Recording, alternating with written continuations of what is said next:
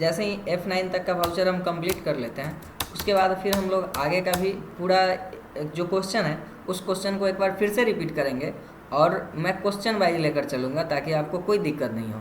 अभी मैं सेपरेट सिर्फ पेमेंट का वाउचर का एंट्री है तो पेमेंट वाउचर का करना सिखा रहा हूँ, कंट्रा वाउचर का एंट्री है तो सिर्फ कंट्रा का सिखा रहा हूँ, ऐसा सिखा रहा हूँ। लेकिन आने वाला टाइम में जब होगा उसमें हम लोग सिर्फ पेमेंट का होगा तो पेमेंट का सीखेंगे, कंट्रा होगा तो कंट्रा का सीखेंगे। चलिए देखते हैं। तो ये आपका श्री राम को क्या किया गया है, पेमेंट कर दिया। अब नेक्स्ट जो क्वेश्चन कह रहा है यहाँ पर देखने लायक है, श्री राम का 70,000 रुपया पेमेंट किया गया। इस क्वेश्चन को भी ग्रीन कर लेते हैं।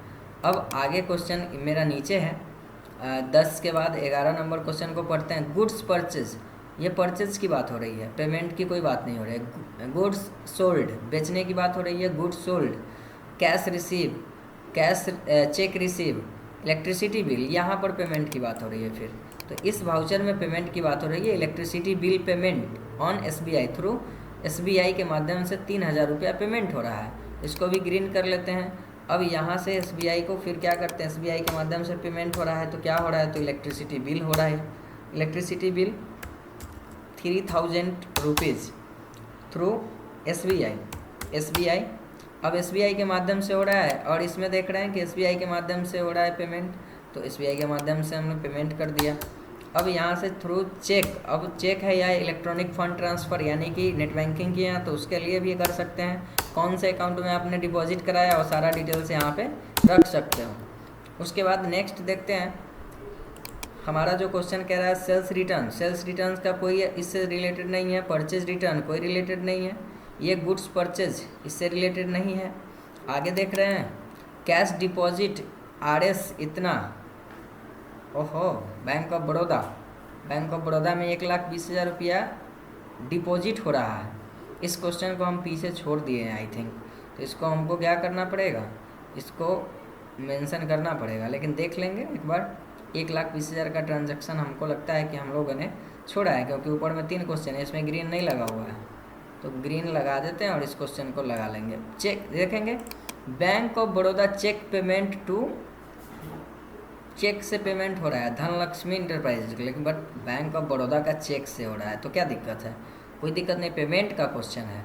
तो यहाँ पर पेमेंट का ये क्वेश्चन जो है इसको एंट्री करना है। धनलक्ष्मी इंटरप्राइजेज को कितना का चेक मिल रहा है, 1,30,000 रुपया का चेक मिल रहा है ना। तो 1,30,000 रुपया का चेक हम क्या कर लेते हैं, इसको पेमेंट कर देते हैं। तो पेमेंट के माध्यम से धनलक्ष्मी इंटरप्राइजेज को क्या किया गया, ऑन अकाउंट 1,30,000 रुपये दिए गए। माध्यम क्या रहा, तो माध्यम हम लोग यहाँ पर मेंशन करते हैं। तो बैंक ऑफ, यहाँ पे बैंक कौन सा था वो भी देखना पड़ता है, तो यहाँ पर बैंक ऑफ बड़ौदा का चेक है, तो यहाँ से bank of BOB, bank of Baroda, और यहाँ पर देखेंगे चेक, चेक मैंने लिया। अब यहाँ से आप देखेंगे कि चेक नंबर अगर क्वेश्चन में होगा तो हम चेक नंबर भी मेंशन कर सकते हैं, बट यहाँ पर क्वेश्चन में किसी भी प्रकार का चेक नंबर मेंशन नहीं किया हुआ है ना। क्वेश्चन में आगे बहुत सारा ऐसा क्वेश्चन मिलेगा जब आप चेक मेंशन रहेगा, अभी मैंने आपको शॉर्ट करके दिया है। तो यहाँ पर आपको चेक की आवश्यकता, चेक से पेमेंट है बट यहाँ पर आपको मेंशन नहीं करनी है। चलिए अब नेक्स्ट क्वेश्चन आपका, एक क्वेश्चन जो छूटा था उस क्वेश्चन को देख लेते हैं। कैश डिपॉजिट वाला जो क्वेश्चन है वो एक बार देख लेते हैं एंट्री हुआ है या नहीं। 1,20,000 का ट्रांजैक्शन है, 1,20,000 का ट्रांजैक्शन। अब देखोगे कहाँ से, तो बैक जाना है और डिस्प्ले में जितनी भी आपने एंट्री करी है वो पूरा डेबुक में दिखते रहेगा। कंट्रा वाउचर का सिर्फ 3 ट्रांजैक्शन है और वो भी एक भी 1,20,000 का ट्रांजैक्शन नहीं है। इसका मतलब क्या कि हमने वो एंट्री को छोड़ दिया था। तो F4 वाउचर को फिर से ओपन करना है और इसमें आपको क्या करना है, एक एंट्री पास करना है। कैसे करते देखते हैं दोस्तों। ये देख रहे हैं आपके पास bank of Baroda cash deposit 1,20,000 रुपया बैंक ऑफ बड़ौदा अकाउंट में, क्योंकि चेक देना था और आपके पास तो बैंक ऑफ बड़ौदा अकाउंट में बैलेंस था नहीं, तो 1,20,000 रुपया उसमें डिपॉजिट किया गया था। तो कैश क्रेडिट 1,20,000 रुपया हो गया। उसके बाद देखेंगे कौन से अकाउंट में, तो बैंक ऑफ बड़ौदा अकाउंट में कैश डिपॉजिट था। 100 का नोट डाल देते हैं, 2,000 का नोट 60 पीस, 1,20,000। अब 1,20,000 रुपया जो है आपका ट्रांजैक्शन कंप्लीट हो गया। अब हम लोग आगे बढ़ते हैं दोस्तों। अब देखना है आपको कि आपके पास अगला जो वाउचर बन रहा है, अब पेमेंट वाउचर का लगभग काम कंप्लीट हो चुका है क्वेश्चन के हिसाब से। अब हमें पेमेंट वाउचर के बाद रिसिप्ट वाउचर को सीखना है। रिसिप्ट वाउचर को कैसे सीखेंगे? तो रिसिप्ट वाउचर को इस प्रकार से, आपको इसका भी परिभाषा में लिख देता हूँ। सेम पेमेंट के लिए जो लिखे हैं वो सेम रिसिप्ट के लिए भी लिखना है, बशर्ते वहाँ पर आपका जो है मीनिंग चेंज हो जाएगा। F6 मान लेते हैं, F6 है receipt voucher, receipt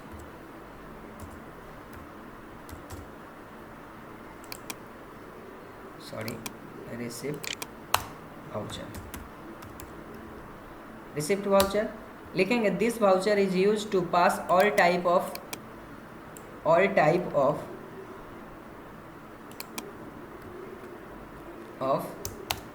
income and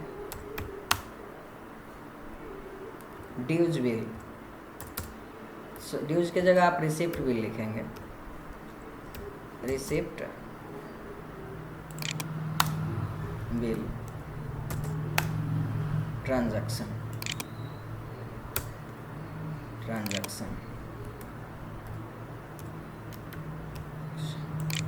या पॉज करके नोट कर लेना।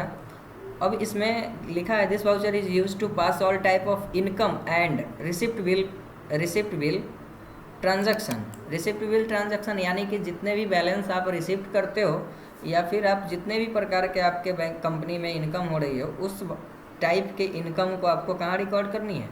तो आपको रिसिप्ट वाउचर में रिकॉर्ड करनी है। जैसे आप रेंट अगर मकान भाड़े पर लगाते हो तो उसका भी कर सकते हो। उसके बाद आप इंटरेस्ट पर पैसा लगा रहे हो तो उसको भी रिसिप्ट कर सकते हो। देखते हैं एक बार कैसे करते हैं।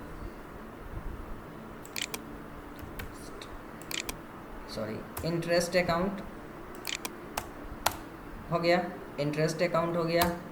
उसके बाद आप इंटरेस्ट अकाउंट के अलावा भी आप इनकम अगर करते हो, इंटरेस्ट के अलावा आप रेंट से भी रिसीव करते हो तो रेंट।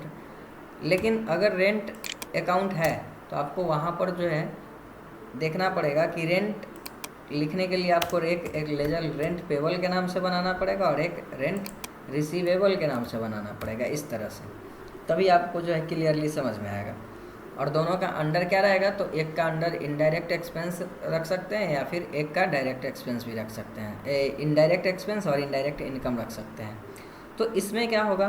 तो जितने भी प्रकार का रिसिप्ट होगा इसमें आपको करना है। तो इसमें हमेशा क्या होगा कि इंटरेस्ट अकाउंट हमेशा क्रेडिट साइड होगा, जबकि कैश या बैंक हमेशा डेबिट होगा।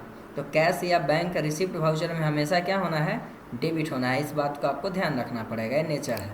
अब यहाँ देखेंगे, सबसे पहले आपको रिसिप्ट वाउचर खोल लेना है। रिसिप्ट वाउचर में देख रहे हैं कि आपको सबसे पहले क्रेडिट पूछा जा रहा है। तो क्रेडिट क्या कर रहे हैं? तो सबसे पहले ऊपर में आते हैं, पहला क्वेश्चन से रीड करते हैं। फर्स्ट जो क्वेश्चन कह रहा है, ये यहाँ से क्वेश्चन ऊपर में मेरा था, 10 तक का क्वेश्चन मैं ऊपर से बना रहा था ना। अन्य स्टार्ट ए बिजनेस RS, यानी कि 50, सबसे पहले आपको 5 लाख रुपया का कैश बिजनेस में रिसीव हो रहा है। यानी कि कैपिटल अकाउंट जो है आपको बिजनेस में बैलेंस लगा रही है, तो उसका आपको सबसे पहले आपको एंट्री कराना है रिसिप्ट वाउचर में। चलिए देख लेते हैं। तो यहाँ आप क्या करोगे? तो किसको डेबिट और किसको क्रेडिट करें? तो कैश अकाउंट हमेशा डेबिट। यहाँ सबसे पहले क्या क्रेडिट पूछा जा रहा है, तो कैपिटल अकाउंट को ले लेंगे। और 5 लाख रुपया से बिजनेस चालू हुई थी तो 5 लाख रुपया लिखेंगे। और कैश में आपके पास पैसा है तो आप कैश में लिखोगे और इसको एक्सेप्ट कराओगे। क्वेश्चन आपका पहला क्वेश्चन कंप्लीट हो गया। उसके बाद आते हैं, नीचे बढ़ते हैं। ये दोनों परचेज का क्वेश्चन है, F9 का क्वेश्चन है। उसके बाद देखेंगे इंटरेस्ट रिसीव, 3000 रुपया का आपको इंटरेस्ट रिसीव हुआ है, तो आप रिसीव करोगे इसमें। तो रिसीव करने के लिए फिर तो इंटरेस्ट कहाँ रिसीव हुआ है, तो ये आपको क्वेश्चन में लिखा हुआ होगा कि interest receive RS 3000 PNB account. PNB account में आपका पैसा जमा हुआ है। तो इंटरेस्ट अकाउंट क्या हो रहा है? क्रेडिट। अब इंटरेस्ट अकाउंट क्रेडिट हो रहा है कितना? तो 3000 रुपया से। पैसा किस में जा रहा है? बढ़ किस में रहा है? तो यहाँ पर PNB अकाउंट में। PNB अकाउंट चेक के माध्यम से हो सकता है, कैश हो सकता है, कुछ भी हो सकता है। तो मैं वो सब मेंशन करना आगे सिखाऊंगा। आगे फिर देखते हैं। ये आपका क्वेश्चन कंप्लीट था।